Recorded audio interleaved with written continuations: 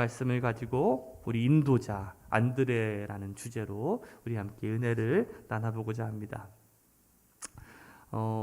이번 주 금요일 날 이제 금요 예배를 드리고서 이제 아무 생각 없이 이제 들어갔다가 이제 토요일 날 어저께 와서 이제 뭐 정리 좀 하겠다고 이제 왔는데 물이 안 나오는 거예요. 화장실에. 거기 누가 또 이렇게 붙여놨더라고요. 물이 안 나옴.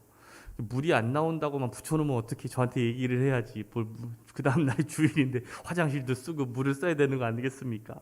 막 고민이 되는 거예요. 그래가지고 우리 또 여기 나집사님이라고 또 이렇게 수리 잘하시는 분이 있어가지고 내가 딱 전화를 했어요. SOS 내일 주일인데 물이 좀 언 것 같다. 수도가 온 것 같다. 이거 어떡하냐. 그랬더니 목사님 어떻게 해요? 저 용인으로 이사 갔어요. 그러는 거예요. 여기 올라면 2시간 걸린대요. 그러냐고. 알겠다고. 제가 못하면 내일 이제 교회 오시는 김에 와서 좀 해달라 얘기를 하고서 제가 딱 왔어요. 이걸 어떻게 해야 되나 막 검색을 했어요. 막 검색을 하고서 수도 동파됐을 때 어떻게 해야 되느냐. 그랬더니 이제 그 뜨거운 물도 붓고 그 다음에 드라이기로도 막 하라는 거예요. 근데 그 전에 이제 제가 그 전에 이제 공주에 있는 그 제 친한 목사님한테 전화를 했죠. 형, 여기 교회가 얼었는데 이거 어떻게 해야 돼? 했더니 저한테 딱 문자 한 마디 했어요. 성령의 기도로 녹여라. 그래가지고 그렇지. 그래가지고 제가 수도꼭지를 탁 안수를 하면서 주여 물이 나와야 됩니다. 풀로 막 그랬을까요? 이게 기도를 해서 되는 게 있고 기도를 해서 안 되는 것도 있어요. 여기에서 필요한 게 뭘까요? 행동이었어요. 계량기 가가지고 거기서 다 뱉기고 그 다음에 뜨거운 물 퍼가지고 막 붓고 저기다가 드라이기로 촥 말리고 그래도 안 되더라고요. 한 2-3시간 그렇게 하니까 물이 나오더라고. 물이 나오게 되는 역사가 있었습니다. 할렐루야. 근데 제가 저거 갑자기 이게 추운 날씨에 이렇게 들다가 허리를 삐끗해가지고 이게 사람이 안 하던 거 하니까 이게 참 힘든 것 같아요.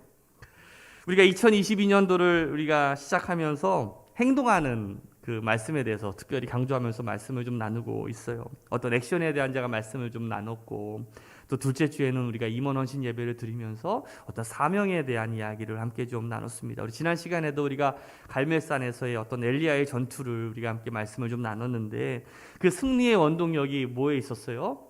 하나님의 능력도 있었지만 엘리야의 어떤 위대함도 있었지만 그 엘리야를 돕는 어떤 순종과 헌신에서 그 승리의 원동력이 있었다는 것이죠.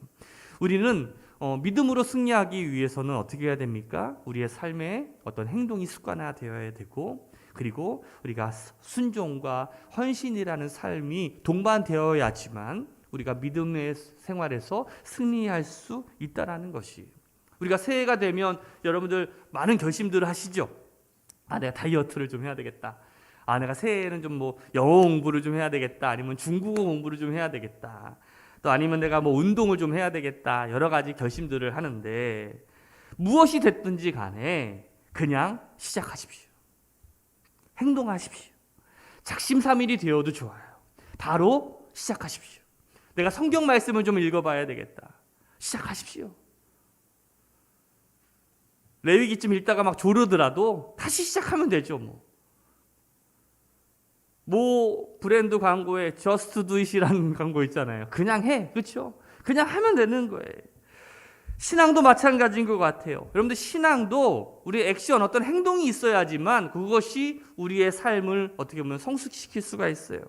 신앙의 가장 큰 핵심이 있어요. 2가지인데요. 하나는 주님께서 우리에게 위대한 계명을 주셨고 또 하나는 우리에게 지상 명령을 주셨어요. 위대한 계명이 뭐예요? 여러분들 많이 들어보셨을 거예요. 마태복음 22장 37절 이하의 말씀이에요. 같이 한번 읽어볼까요? 예수께서 이르시되 내 마음을 다하고 목숨을 다하고 뜻을 다하고 주 너의 하나님을 사랑하라. 이것이 크고 첫째 되는 계명이요 둘째는 이와 같으니 내 이웃을 내 자신같이 사랑하라. 사랑하라라는 것이 주님이 우리에게 주신 그 위대한 계명이죠. 그러니까 우리는 사랑해야 되는 사람들입니다. 옆 사람한테 이렇게 인사합시다. 사랑합시다. 누구를 사랑해야 돼요? 하나님을 사랑해야 돼요. 하나님을 사랑하는 게 교회의 가장 큰 목적이고 또 성도들을 사랑할 줄 알아야 돼.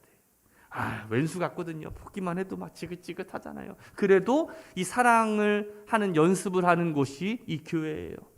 섬기고 또 사랑하는 법을 배우는 것이 또 목장들, 또 우리 소그룹, 또 우리 임원들이 해야 되는 일 아니겠어요? 우리가 하나님이 주신 그 계명, 사랑하는 것을 배우면서 살아가는 거예요.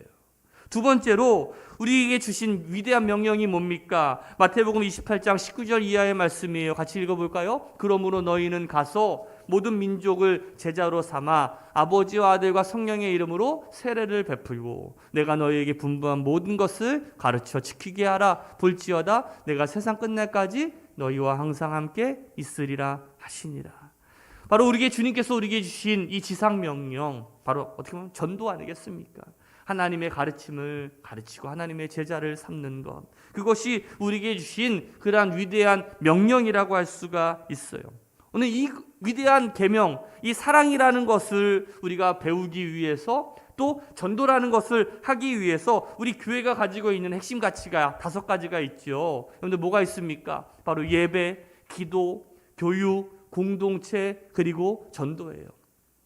더드림, 엎드림, 두드림, 함께 해드림, 사랑해드림, 이것이 우리 새로운 교회가 꿈꾸는 그러한 실천사항 아니겠습니까? 그런데 이 모든 것들이 사실 쉽지는 않지만 이 중에서 제일 어려운 게 뭐예요? 전도죠, 전도. 그렇죠? 전도하는 게 그렇게 쉽지가 않은 것 같아요. 그리고 많은 사람들이 이 전도하는 것을 굉장히 어려워합니다. 전에 그 교회 내에서 어떤 통계를 내는 그 단체에서 그 신문에서 이제 그 새신자가 교회에 등록하게 되는 가장 큰 원인이 무엇인가, 그것을 조사한 통계가 있어요. 그러니까 믿음이 생기게 되는 데에는 이 성경 공부와 설교가 가장 큰 비중을 차지하게 됩니다. 그런데 교회를 내가 다녀야 되겠다, 이 교회에 내가 등록을 해야 되겠다라는 데에는 이 예배보다도 더 중요한 요소가 뭐냐면 나를 전도한 사람이에요. 그러니까 나를 데려오고 온 사람, 그 사람 때문에 내가 이 교회에 등록하게 되고 결정하게 되는 거예요. 그 다음이 뭐냐면 바로 이 교회의 어떤 교인들의 어떤 친절한 분위기. 그러니까 어떤 예배와 이 말씀보다도 사실 어떤 이 인적인 요인들이 더 크게 작용한다라는 것이죠. 그리고 또 새신자 중에서 자기 스스로 교회에 나온 사람들은 4분의 1이에요. 25%밖에 없어요. 여러분들도 교회 처음 나왔을 때 어떻게 오셨어요? 내가 하나님이라는 것을 한번 믿어봐야 되겠다 하고서 자발적으로 교회 나온 사람 있어요? 아마 거의 없을 거예요. 내가 종교란 무엇인가? 한번 이 신이 도대체 무엇인지를 내가 한번 발견해야지, 알아봐야지 하면서 거기에 관심 갖고 혼자 스스로 교회에 들어온 사람 거의 없을 거예요. 누군가의 손에 이끌려서 어렸을 때 뭐 여름 성경학교나 겨울 성경학교, 아니면 뭐 부모님의 손에 이끌려서, 아니면 친구들의 손에 이끌려서. 제가 어렸을 때는 우리 중고등부 때 있잖아요. 그 문학의 밤이라는 게 굉장히 유용했어요. 우리 민호 잘 모르지, 문학의 밤. 요즘에 제가 고민하는 것 중에 하나가 문학의 밤을 다시 한번 회복해야 되는 시대가 아닌가. 우리 청소년들이요, 이 교회에 와서 하는 문화들이 전혀 없어. 어떤 신앙에. 전에는 막 문학의 밤 하면서 여러분들 제일 처음에 뭐부터 시작해요? 성시, 그렇죠? 성시부터 시작하면서 노래도 부르고 춤도 추고 막 하면서 제일 마지막에 막 그 추천권 주면서 막 선물도 주고 막 그러잖아요. 전 한 번도 당첨돼 본 적은 없지만 그러한 계기를 통해서 어떤 그 믿지 않는 사람들이 이 교회의 발을 이렇게 들여 놓게 되지 않습니까? 이 70% 이상은 누군가의 전도를 통해서 교회에 함께 나왔다라는 것이죠. 그 비중이 이 가족과 친척이 가장 많이 있다라는 거예요. 오늘 본문에 등장하는 이 안드레가 여기에 대표적인 사람입니다. 바로 자기의 형제인 베드로를 주님께로 데리고 왔잖아요. 제가 그런 생각을 한번 해봤어요. 말씀을 준비하면서 내가 한 명을 데리고 왔을 뿐인데 그 한 명을 통해서 그 한 명이 베드로가 될 수도 있구나. 할렐루야. 그 베드로가 될 수가 있다면 그 한 사람을 통해서 가정이 바뀌고요, 나라가 바뀌고요, 민족이 바뀌고요, 사회가 바뀌는 놀라운 역사들이 일어나게 된다는 거예요. 나의 전도로 인해서 어마어마한 하나님의 역사의 어떤 불쏘시개와 같은 그 출발점이 될 수 있다는 거예요. 그냥 나는 그냥 한 명 데리고 왔을 뿐인데, 바로 그런 사람이 누구라고요? 안드레였어요. 안드레는 베드로의 형제입니다. 베드로와 같이 갈릴리 바다에서 이제 고기를 잡는 어부였어요. 그런데 이 베드로와는, 여러분들도 이 성경에 나와 있는 베드로를 조금 많이 본 사람들도 있고 설교를 들어봤을 때 이 베드로의 특징을 여러분들 잘 아실 거 아니겠어요? 약간 이 안드레와 베드로는 성격이 좀 대조적인 경향이 있는데, 베드로가 굉장히 다혈적인 사람이라고 한다면 이 안드레는 굉장히 신중하고 온건한 사람이었던 것 같아요. 베드로가 막 톡톡톡 튀는 사람이라면 이 안드레는요, 그림자와 같은 사람이었어요. 원래 이 안드레라라고 하는 이름의 뜻이 이 남자답다라는 뜻을 가지고 있는데, 그 이름과는 달리 좀 소심하고 조용한 그러한 성격이라고 할 수가 있어요. 저도 여러분들 그 MBTI 검사를 제가 해보니까 뭐가 나왔냐면 사색적인 논리가 나오더라고요. 어떤 느낌인지 아시겠죠? 저도 약간 선비 같은 기질이에요. 근데 목사라고 하다 보니까 이제 좀 약간 성격이 좀 행동적으로 많이 하게 됐는데, 아마 여러분들도 각자의 어떤 기질과 그런 성격들이 있을 텐데, 자, 이런 어떤 이 안드레의 특징을 우리가 하나로 표현하자면 이거예요. 바로 연결하는 사람, 바로 인도자라고 하는 모습이죠.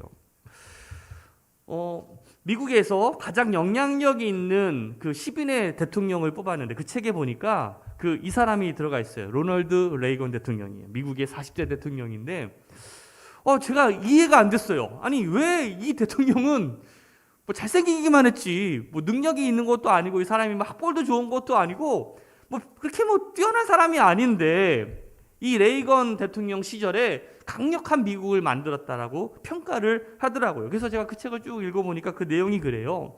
그 영국의 전 수상이었던 이 마가렛 대처와 이 레이건과의 어떤 대화가 좀 있었는데, 그 만남이 있은 다음에 이렇게 자기가 소견을 냅니다. 로널드 레이건과 대화를 나눠보고 나면 그 사람이 그렇게 많은 것을 알고 있는 사람 같지는 않았습니다.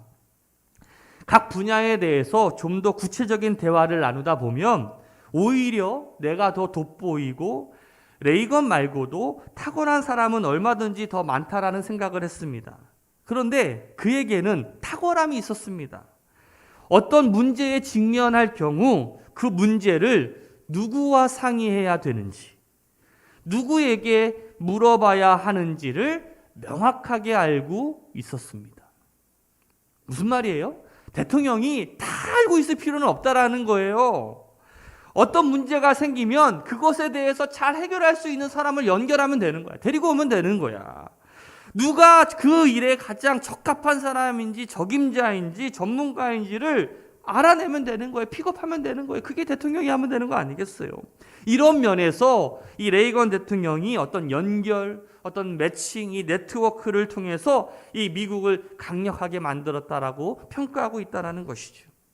오늘날 우리는 정보 홍수의 시대를 우리가 살아가고 있습니다. 우리 인터넷 검색 하나만 하더라도요, 수많은 것들이 검색이 돼요. 제가 어저께 수도 어는 법 그거 했는데 그냥 페이지가 너무 많아가지고 그 중에 뭘 선택해야 될지 모를 정도로 우리가 언제든지 이 정보들을 우리가 찾아낼 수가 있어요.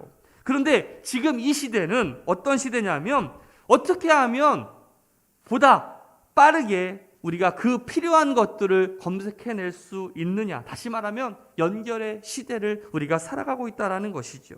전에는 우리가 그 방법을 어떻게 해결할 수 있는가, 노하우의 시대를 우리가 살았다고 한다면, 지금은 우리가 내가 알고자 하는 정보가 어디에 있는지, 노웨어의 시대를 우리가 살아가고 있다는 거예요. 그런 의미에서 이 안드레는요, 연결자, 바로 인도자라고 할 수가 있는 거죠. 요한복음에 보면 이 안드레가 총 3번 성경에 등장하게 됩니다. 그 첫 번째 장면이 오늘 우리가 본문에 읽었던 장면인데, 이 안드레가 자기의 형제 이 베드로를 예수님께로 연결시켜줘요.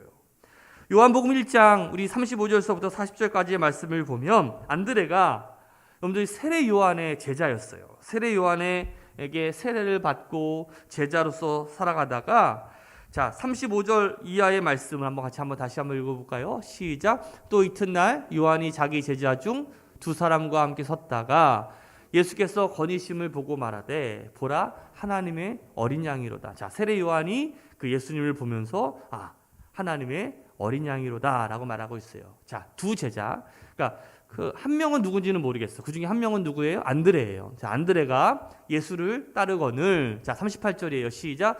예수께서 돌이켜 그 따르는 것을 보시고 물어 이르시되 무엇을 구하느냐 이르되 랍비여 어디 계십니까 하니 자 예수께서 이르시되 와서 보라. 그러니까 나를 따라와 봐라. 그러니까 주님께서 어디 계십니까? 따라와라. 자 그들이 예수님께서 가신 데 가서 그날 함께 거하여 그리고 40절 말씀에 요한의 말을 듣고 예수를 따르는 두 사람 중에 하나는 시몬 베드로의 형제 안드레였다라고 말씀하고 있어요. 자 그리고 자 41절에 뭐라고 표현하고 있어요? 같이 읽어봅시다. 시작. 그가 먼저 자기의 형제 시몬을 찾아 말하되 우리가 메시아를 만났다 하고 자 시몬이 누구예요? 바로 베드로예요.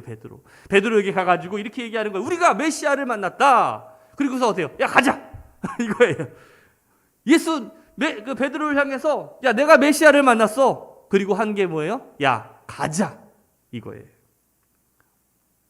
가만히 보면 이 안드레의 기질은 어떤 사려 깊은 면이 있었던 것 같아요. 좀 깊이 생각하고 더 인생의 중요한 어떤 인생의 방향, 좀 가치를 좀 생각하는 어떤 사색하는 인생이었던 것 같아요. 안드레 모습이 제 모습이랑 좀 비슷한 것 같아요. 베드로는요. 물고기 많이 먹으면 많이 잡으면 많이 잡았다고 한잔하고 기뻐서 한잔하고요. 물고기를 못 잡으면 못 잡았다고 슬퍼서 한잔하고 막 그냥 일희일비하는 그 인생이에요. 그냥 보이는 대로 그냥 기쁘면 기쁘고 슬프면 슬픈 대로 그냥 인생에 대해서 신앙에 대해서 진지하게 고민할 줄 아는 사람이 안드레였다라는 것이죠. 그런데 어느 날 세례 요한에게서 이 땅에 메시아가 오신다라는 이야기를 듣고 그분이야말로 구원자라는 뜨거운 확신이 생겼어요. 그래서 세례 요한을 따라 나서게 되는데 여기서 우리가 안드레는 어떤 진리의 귀를 기울일 줄 아는 사람이었다. 그리고 예수님의 첫 번째 제자가 되는 그 은혜를 누리게 되지 않습니까? 누구든지 그 첫 번째 길을 가는 것은 쉬운 일은 아닙니다. 그렇죠? 어떤 결단이 필요하죠. 그 길을 가려는 사람들이 아무도 없기 때문에 그래요. 많은 사람들, 특별히 지신이라고 또 많이 배웠다고 해가지고 우리가 앞장설 수 있는 사람도 아니에요. 앞장을 설 수 있는 사람은요, 결단력이 있는 사람이고 용기가 있는 사람입니다. 바로 안드레가 바로 그러한 사람이었다는 것이죠. 우리는 보통 이리 제잖아요. 저리 제잖아요. 누가 먼저 가는가, 저쪽으로 많이 가나, 이쪽으로 많이 가나.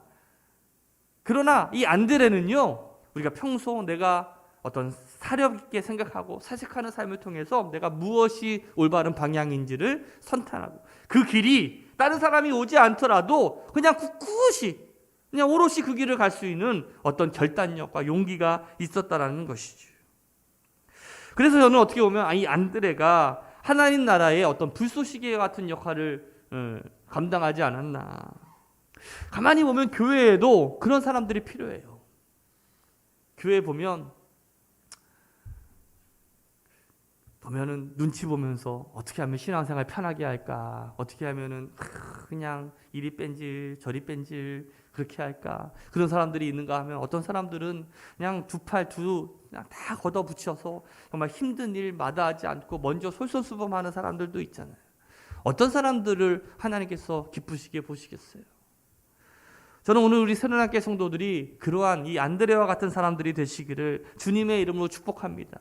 어떤 세상의 이익이나 어떤 욕심에 관심을 갖기보다는 어떤 믿음과 또 영적인 것에 관심을 갖고 묵묵하게 결단력 있게 꿋꿋하게 우리가 하나님 바라보면서 갈 수 있는 그 안드레와 같은 사람, 오늘 이 시대에 그런 사람이 바로 필요하지 않을까.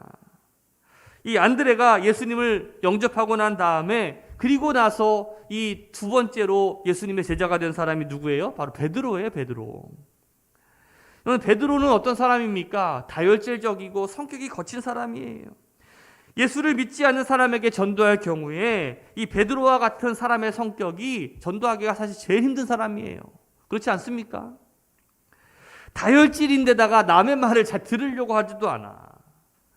뭐 인생에 대해서 뭐 방향성에 대해서 생각을 해봤겠어요? 좀 더 뭐 영적인 것에 생각을 해봤겠어요?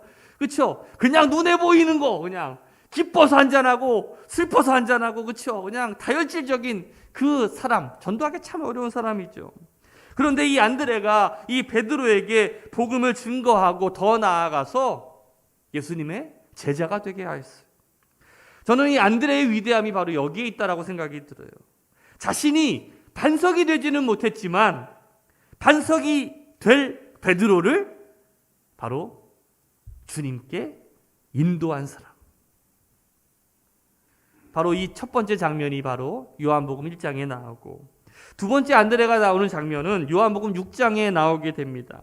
여러분들 요한복음 6장에 이 오병이어의 기적이 나오게 되는데, 우리가 잘 알고 있는 말씀이죠. 물고기 2마리와 보리떡 5개로 그 5,000명을 먹였던, 하나님의 기적을 행했던 그 기적의 사건 아니겠습니까? 어느 날 많은 무리가 예수님의 말씀을 듣기 위해서 이 갈릴리 바다 건너편으로 모여들었어요. 그런데 사람들이 너무 많았고 허기졌어요. 그리고 음식을 구할 수 있는 길이 없었죠. 5절 말씀에, 6장 5절 말씀에 같이 한번 읽어봅시다. 시작. 예수께서 눈을 들어 큰 무리가 자기에게로 오는 것을 보시고 빌립에게 이르시되 우리가 어디서 떡을 사서 이 사람을 먹이겠느냐 하시니. 자, 이 질문은 예수님께서 이 빌립이 어떻게 생각하고 행동하는지를 시험하기 위해서 어떻게 보면 이렇게 물으신 거 아니겠습니까? 이 빌립은요, 가만히 보니까 두뇌 회전이 굉장히 빨랐던 것 같아요. 일단 계산부터 합니다. 그리고 이렇게 대답하죠. 7절 말씀에, 자, 빌립이 대답하되 각 사람으로 조금씩 받게 할지라도 200데나리온의 떡이 부족하나이다. 벌써 딱 얼마 필요한지 계산이 빠바바박 돌아가는 사람이었어요. 제가 말씀을 준비하면서 그런 생각을 해봤어요. 빌립과 같은 사람은요, 머리가 굉장히 비상합니다. 분명히 이과 출신이에요. 이과 출신. 두뇌 회전이 굉장히 빠르죠.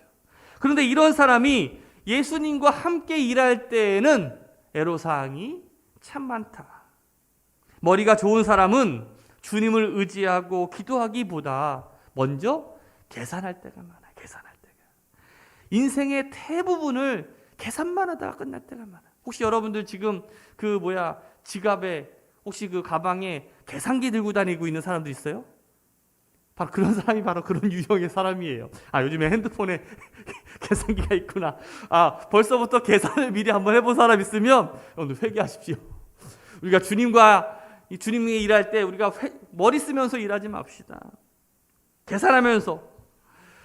반면에 이 안드레는요, 팽팽 도는 머리가 있었던 사람이 아니에요. 그러니까 아예 처음부터 머리 쓸 생각을 하지 않죠. 그가 한 일이라고는 뭐예요? 주변을 살펴봤어. 주변을 살펴본 거야.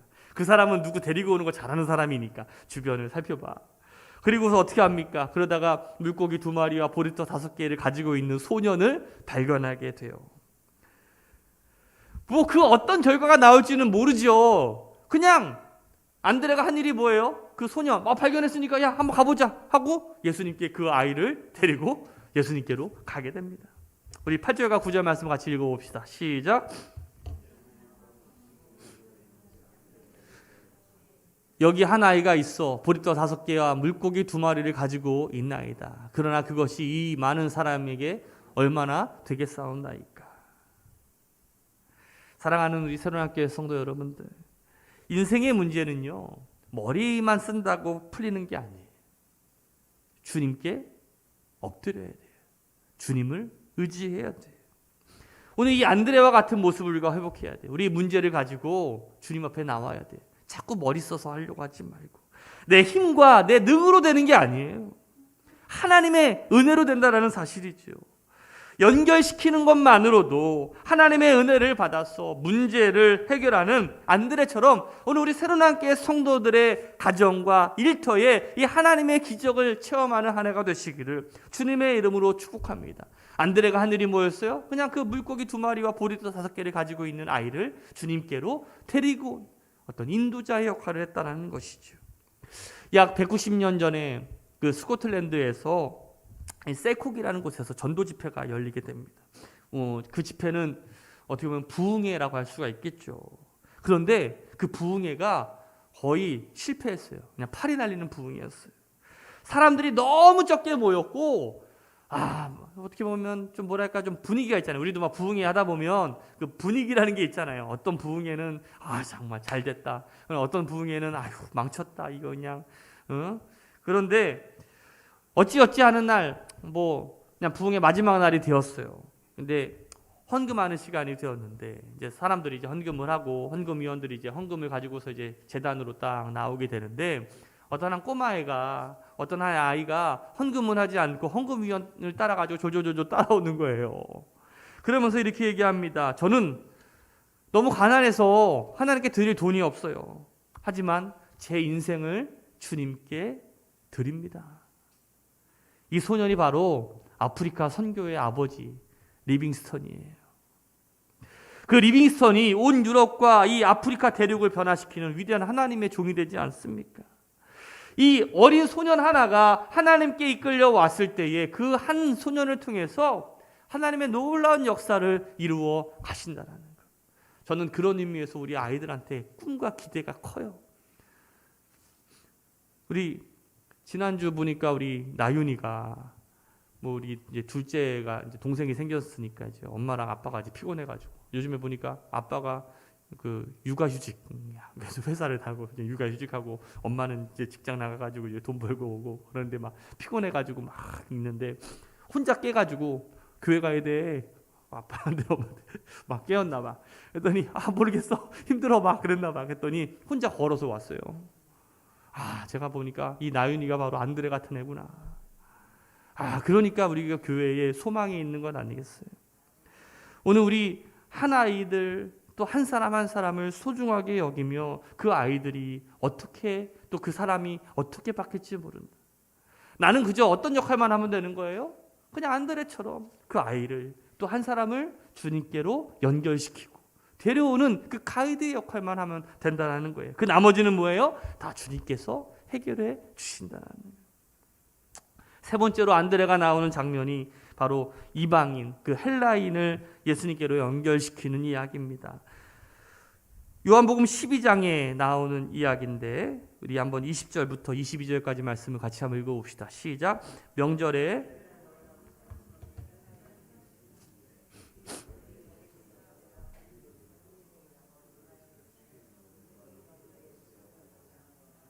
빌립이 안드레에게 가서 말하고 안드레와 빌립이 예수께 가서 여쭈니.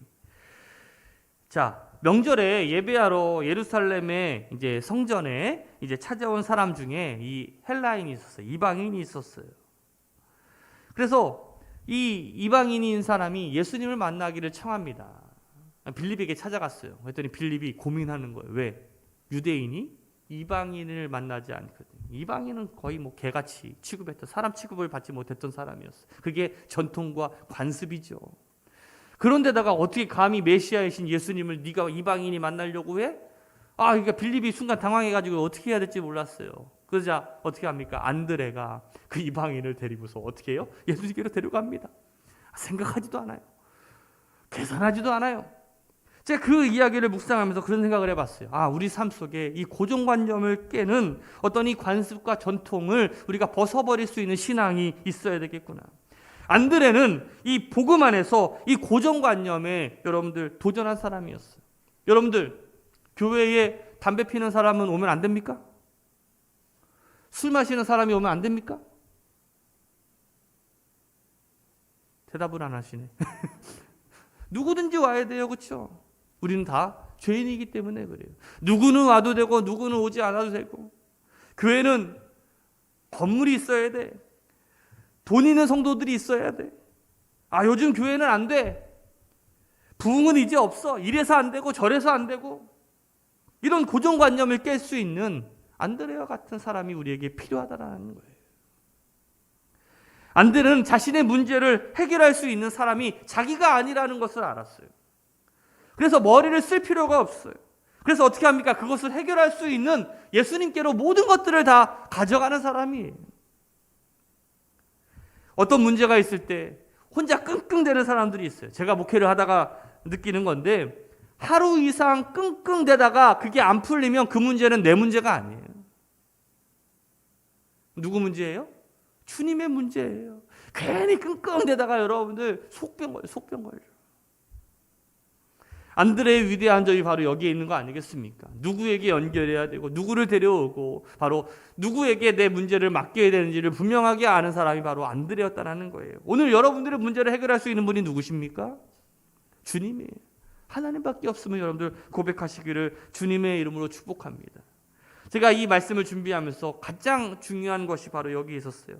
이 안드레의 가장 위대한 점은 뭐냐면 즉시 순종하는 액션이 있었다라는 거예요.